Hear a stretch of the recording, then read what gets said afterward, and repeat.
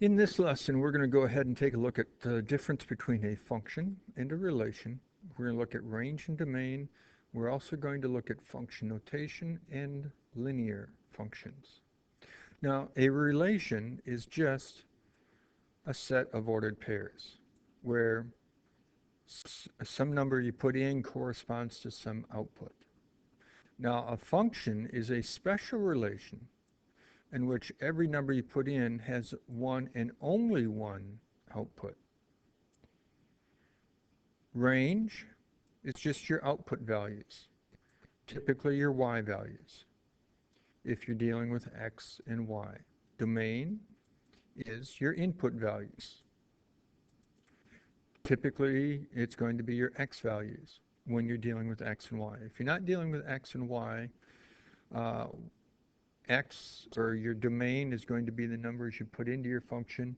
Whatever you get out will be your range. Now, if we graph this, we're going to graph this point over 1 up 2. So over 1 up 2 gives us this point here. And then over 3 up 3 gives us 3 over 3 up this point here. This point here, left 0 down 2, left 0 down 2 is this point here. Left 4 up 0 would be this point here. Left 3 up 1 would be this point here. The first coordinate, remember, tells you how far to go left and right. The second coordinate tells you how far to go up and down. This is a relation. It also happens to be a function, because for each number you put in, you have one and only one output. Now, to help you see why this is also a function, I'm going to put another point up here. Now, if I also included the point of 1, negative 1, I go 1 over and down 1, would be this point here. Now, you'll notice in this case, when I plug in 1, I get out negative 1. When I plug in 1, I also get out 2.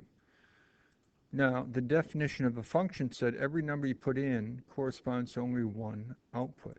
Here, I plug in 1, and I have 2 different outputs. So that means it's not a function then, if I would include this blue point. So we're going to go ahead and graph this. We're then going to find the range in the domain and decide if it's a function. Well, y equals 3x plus 2. Hopefully at this point you remember that that's an equation of a line. Y equals mx plus b. The number in front of x is your slope, and b is your y-intercept when y is on one side by itself. So in this case, our slope is 3, and our y-intercept is 2. So to graph this, we'll start out at 2 on the y-axis, because that's our y-intercept, and then we'll use our slope, which is rise over run. So I'll go up 3 over 1. So I'll go start at 2, up 3 over 1. Up 3 over 1. I could also go from here, I could go down 3, which is a negative 3, and left 1, which is a negative 1, and a negative 3 over a negative 1 is also my slope of positive 3. Then I'm going to draw this in with a line. If you wanted, you could have made yourself a t-chart, choosing different numbers for x, figuring out the corresponding y values and plotting those points, and you would get the same graph. Now, we're also asked to find our domain, range, and decide if it's a function. Well, our domain is all real numbers because I can plug in anything I want into this equation. There's no restrictions on it. It's not like I have to be concerned about dividing by 0 because my variable is not in the bottom. I don't have any square roots here, so I don't have to be concerned about having a negative inside of a root. Now, when you're looking at a graph, if your graph goes all the way to the left forever, and this would continue to the left forever, and to the right forever, that means it's all real numbers. Then your range is what you get out. And in this case, you can get out any number. You can get all the numbers. You notice this graph goes up forever, goes down forever without any breaks. So that's how you can decide if it's all real numbers from looking at your graph. Now, for every number you plug in here, do you get only one number out? That's what we have to do to decide if it's a function.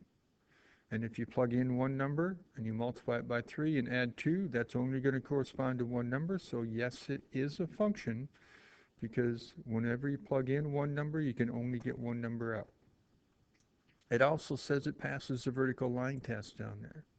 Well, a function has to pass the vertical line test, which means if, oops, just a second here, grab the wrong thing. There we go. If I take a vertical line and put it anywhere along this curved graph, it crosses it once and only once at any given location. So that means it's a function. I can even do that here. If I plug it here, crosses it only once down here, cross it, whoops, there we go. And if I move it, and love it when things don't work right. If I put it here, it crosses only once underneath the crosshairs. If I plug it in here, it crosses only once and it crosses at the crosshairs. Same idea here. No matter where I put it, it's going to cross only once. So it's a function. However, over here, it only crosses it once here, but if I plug it here, it crosses it twice. Once up here, once down here. If I move it over a little bit farther, it crosses it 3 times. If a vertical line crosses it more than once, it's not a function. We also have function notation. The F here is like the name.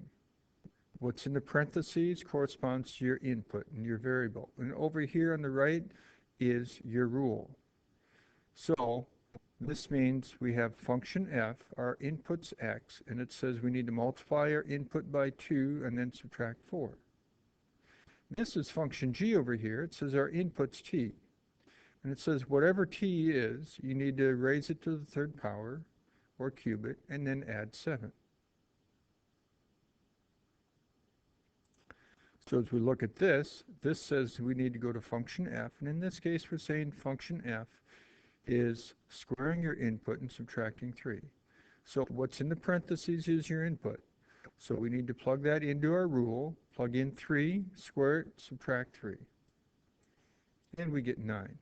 This one here says we need to go to function f, plug in 7. So I'm going to take 7 and plug it into my rule. 7 squared minus 3, so I get 46. This one here, we go to function f, plug in -2, so I plug in -2, square that, subtract 3. Now remember, when you square a negative, it's a negative times a negative, so that's a positive 4 minus 3 is 1. Here, it says I need to go to function f and plug in triangle. So I'm going to have triangle, I'm going to have to square it and subtract 3. Now, because we don't have a numerical value for triangle, we can't work it out and get one number for our answer. Here we have f of box.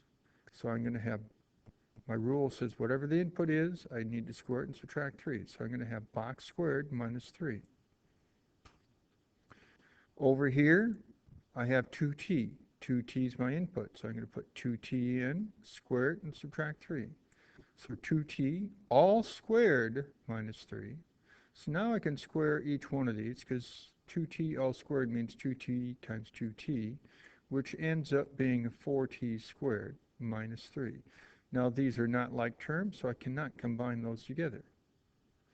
If we had m of x, where we have to take our rule, says 7 times our input, and then add our input squared.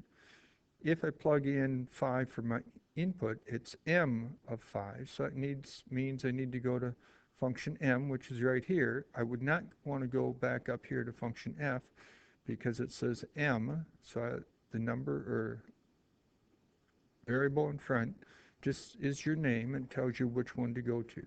So I'm going to have 7 times my input of 5 plus 5 squared, and then I'm going to simplify that. Now, we want to look at these to see if these are linear equations or linear functions. If it's linear, that means when you graph it, it's going to form a straight line. And when you think of y equals mx plus b, you should be able to get y on one side by itself equaling to some number times x to the 1st power plus another number. Well, we could go ahead and get that here if we solved it for y. In linear functions and linear equations, all your variables of x and y always have the 1st power exponent. X and y are only multiplied by numbers, and you're never dividing by x or y. Now down here, this is not a linear function because you're dividing by y. If you did go ahead and get y by itself, it would not be in the form of y equals mx plus b. This one here, we don't have y, it's in function notation, but f of t or y are really the same thing. So it's really in the form of y equaling something times your input plus another number. So it is a function, it's in the equation of a line.